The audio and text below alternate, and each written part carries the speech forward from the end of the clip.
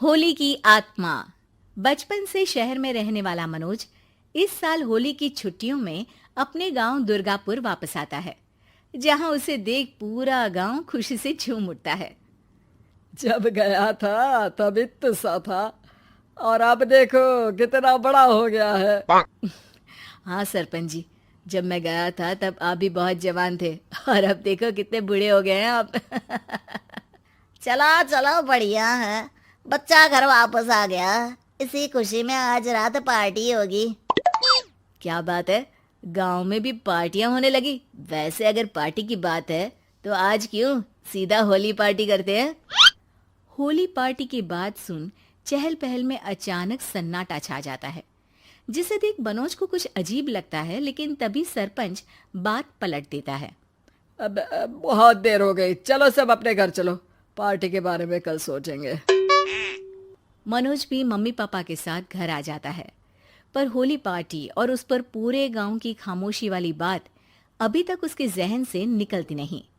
पापा, होली पार्टी की बात पर सब चुप क्यों हो गए थे? अरे होगी उनकी कोई अपनी बात। मुझे गांव की पंचायत ही थोड़ी पता है। थक गया हूँ, चलो सो जाते हैं, कल बात करते हैं। पापा की बात मानते हुए मनोज भी सोने चला जाता है। आज तो छुपा लिया, लेकिन हफ्ते बाद जब होली का दिन आएगा तब इसे कैसे रोकोगे? अगली सुबह सूरज के साथ ही मनोज भी गांव घूमने निकल जाता है, जिस पर रास्ते में उसे अपनी ही उम्र के कुछ लड़के भी मिलते हैं, जिनसे दोस्ती कर अब वो उनके साथ घूमने लगता है। इसी तरह कुछ दिन बीत जाते हैं और होली नजदीक आने लगती है। दोस्तों, होली में 4 दिन ही बचे हैं, पर गांव में उसकी कोई तैयारियां क्यों नहीं दिख रही? क्योंकि यहाँ होली नहीं मनाई जाती। अरे पर ऐसा क्यों? वो राजा भूषण। अरे तुम 4 दिन के लिए आए हो, क्या इतना सोच रहे हो? चलो कुछ खाने चलते हैं। इसी के साथ एक बार फिर होली की बात को टलते हुए देख मनोज को शक होने लगता है। वो घर पहुंचते ही इंटरनेट पर अपने गांव और राजा भूषण के बारे में जानकारी निकालने लगता है। क्या? मुझे आज तक ये नहीं पता था। ऐसा कैसे? किसी ने मुझे कुछ बताया क्यों नहीं?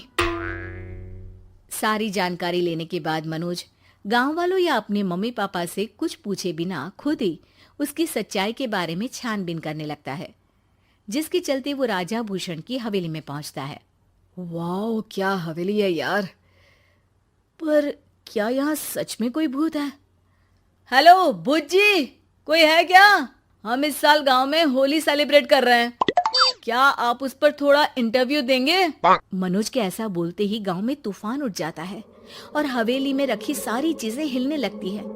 एक अदृश्य शक्ति मनोज को धक्का देकर हवेली से बाहर निकाल दरवाजा बंद कर लेती है। ये सब देख मनोज हैरान रह जाता है। क्या अभी मुझे हवा ने धक्का देकर बाहर निकाल दिया? मेरे होते हुए इस गांव में कभी होली नहीं बन सकती, इसलिए दोबारा ऐसी कोशिश भी मत करना, अंजाम बुरा होगा। आवाज सुन मनोज हैरानी से इधर उधर देखने लगता है, पर उसे कोई दिखाई नहीं देता। वो गांव वापस आ जाता है, जहां तूफान की वजह से सब कुछ तहस महस हो चुका होता है। आखिर ये तूफान आया कैसे? ना ऐसा कोई मौसम था और ना ही हमने होली का त्योहार मनाने की बात की थी। सरपंच की बात पर कोई रिएक्शन दिए बिना मनोज चुपचाप अपने घर चला जाता है। इस तरह देखते ही देखते होली का दिन भी आ जाता है और मनोज रंग लेकर गांव में निकल जाता है, लेकिन गांव पूरी तरह खाली होता है। अरे त्योहार का दिन है, धूमधाम की जगह मातम क्यों मनाया हुआ है? मनोज की आवाज सुन सब अपने घर की खिड़कियां खोल के घर के अंदर से ही उसे वापस जाने के लिए कहने लगते हैं, पर वो किसी की नहीं सुनता। तुझे पहले भी समझाया था, अगर होली खेलने की कोशिश भी की तो अच्छा नहीं होगा। अरे बात मान लो बेटा, तुम्हें सच नहीं पता। मुझे सब पता है। सालों पहले इस राजा ने एक अंधविश्वास फैलाया और आप लोग आज तक उसे मानते आ रहे हो। अरे बेटा, जब तुम पैदा भी नहीं हुए थे उससे भी बहुत पहले से इस गांव पर होली का श्राप है। अगर गांव में होली का त्योहार मनाया जाता है तो प्रलय आना पक्की बात होती है। राजा भूषण इस सब में नहीं मानते थे और त्योहार मनाने लगे, जिसके चलते होली वाले ही दिन पहले उनके बेटे की और फिर उनकी मृत्यु हो गई। तभी से गांव की रक्षा के लिए उनकी आत्मा उस हवेली में रह रही है। सबकी बातें सुन मनोज उलझन में पड़ जाता है। सोचना भी मत मनोज, अगर तुमने इस परंपरा को तोड़ने की कोशिश भी की तो उसका परिणाम इस गांव और गांव के लोगों के लिए अच्छा नहीं होगा।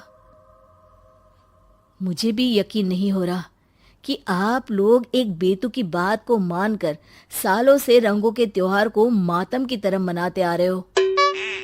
मनोज किसी की कोई बात ना मानते हुए पूरे गांव में रंग बिखेर देता है, जिसके तुरंत बाद वहां तूफान के साथ बिजलियां गरजने लगती है।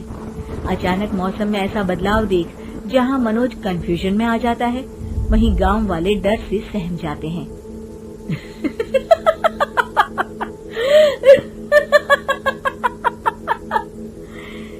इस लड़के ने हमारे जैसे सिर्फ अपने स्वार्थ के लिए नहीं बल्कि पूरे गांव की खुशियों के लिए यहाँ होली मनाई है, जिस वजह से अब इस गांव पर होली का श्राप टूटता है।